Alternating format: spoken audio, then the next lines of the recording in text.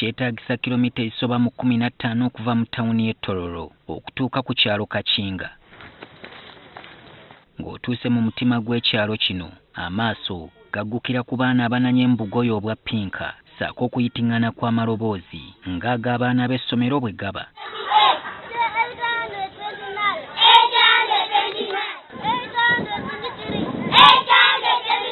Kituufu, bano bayizi ku ssomero Kachinga Primary School, erimu ku masomero ga gavumenti agasangibwa mu disitulikiti eno. Abayizi bakkalidde bulungi mu bubinja obutonotono, buli kamu wansi w'omuti. Kino kisooka ne kikuwa endowooza nti bawulira kawewo, so nga kitawa embeera ya butaagaane. Okumala emyaka egisoba mu 2, essomero lino libadde liddukanyizibwa wansi wa miti oluvannyuma lw'ebizimbe abazadde bye beezimbira okugwa olwa kibuyaga. Peter Okoth nga ye mukulu w'essomero atunyumirizza nga bwe bakolera mu mbeera ey'akaweereege ng'eddya ly'obukadde. People began teaching and the structures have not been brought here. Even the textbooks are very few. Because we have only got releases for textbooks from government only twice ever since. Tukitegeddeko nti essomero lino lyatandikibwawo bazadde mu kitundu kino eyo mu myaka gy'ol1980 era ne bazimbawo n'obuyumba bw'essubi abaana baabwe basomerenga omwo olw'obufunda bw'ensawo. Mu 2010 baasalawo balikwasa gavumenti kyokka bwe waayita emyaka 5 obuyumba bw'essubi bwe baali baazimbawo ne busaanawo. We throw down the table structures and there's nowhere grass can be got, then we just remain like that. Sar Awor nga y'omu ku basomesa omwenda abatambuza essomero ajjukira bulungi olunaku lwe yasooka okujja wano era bwe baamugamba nti lino ly'essomero gavumenti gyemusindise yabula okugwawo ekigu. I was given a map because I'd never reached this place. So when I came, I found women around the borehole. I asked, can you please direct me to where Kachinga Primary School is? I was just standing along these trees here. Then a certain lady, my neighbor there in the school, said, the school is just where you're standing. So the school had been closed. It was the first day. There was nobody. I had nowhere to go. I was stranded. Omu ku basomesa banne oluvannyuma gwe yasiŋŋaana yamutegeeza nga wano wazze ennaku bw'egenda okumuyonkerawo naye agirojje. I couldn't believe. I thought I was misplaced. I felt like running back to the district, but I said it is too late. There's nothing I can do. Kyokka olunaku lwe yasooka okulinnya mu kibiina lwamuwa essuubi nti osanga ebintu byanditereera wabula eky'ennaku kino si bwe kiri. To come early in the cold, there's nowhere even to place a child, there's no privacy, there's nowhere to breastfeed, you're just exposed. John Patrick Osaganda ye musomesa yasookera ddala wano ng'akolera gavumenti wabula naye agamba nti mwaka ku mwaka talina nkyukakyuka gy'alaba. Me have not seen any changes so far since the school began. There is nothing in a place, completely nothing. Peter Okosa akulira essomero agamba nti abasomesa bangi abatendeke be basindika wano kyokka emirimu ne bagisuulawo era nga n'abaliwo kati bakolera mu bugubi. First of all, when we had a few teachers here and we wanted more, whoever could be brought here would just run away.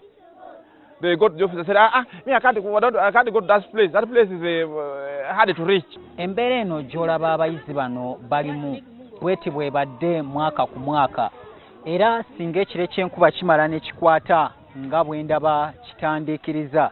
Ekereziya eno gy'olengera wano yeyokka ebeeyinza okubataasa. Wabula ng'akadde konna bagamba nti nayo yandibagobwamu.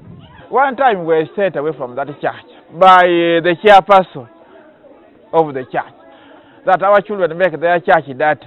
Kereziya nayo yeeyambisibwa ba kibiina kya mukaaga okusoma era ng'olw'embeera eno essomero likyalemereddwa n'okutuuza abayizi mu ky'omusanvu.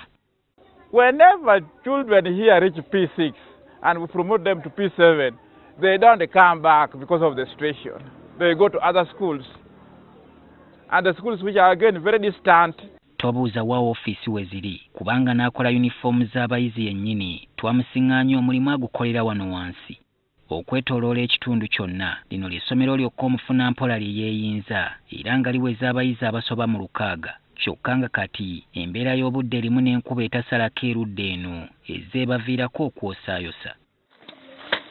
akageri abazadde mu kitundu kino gye beeyaguza olujjo mpaawo ayinza na kusasula ssomero nsimbi kuliisa mwana we era ng'abayizi be beerimira emmere ey'okulya. If we grow maize like we have done and we harvest the maize, we can grind for them and they get some porridge. But if we have not grown anything, children just sit like that because the parents have failed to compromise. We twabeereddeyo nga kasooli gwe baakungula yatwalibwa ku kyuma kkubibwa era nga tewali kibategekeddwa kulya. Ebyobuyonjo by'essomero nabyo tebimatiza kubanga lirina kaabuyonjo emu ate nga yazimbibwa kereziya. Eno n'abeekyala bammwe bagenda nga kati enaatera okujjula.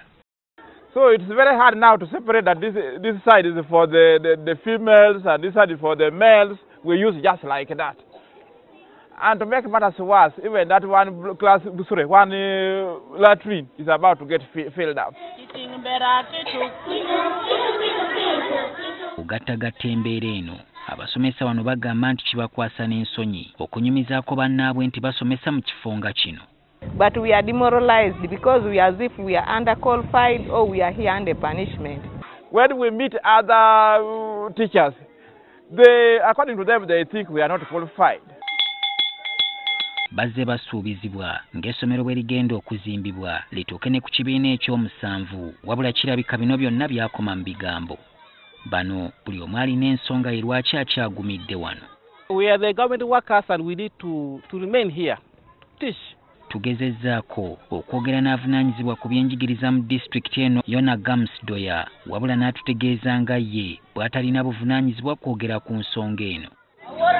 Embeera mu masomero ga gavumenti mangi eyungula ezziga bannansi bangi kye balumiriza nti kye kiviiriddeko n'amasomero nga gano okulemererwa okukola obulungi mu bigezo by'ekibiina eky'omusanvu. Solomon Kaweesa, NTV Akawungeezi.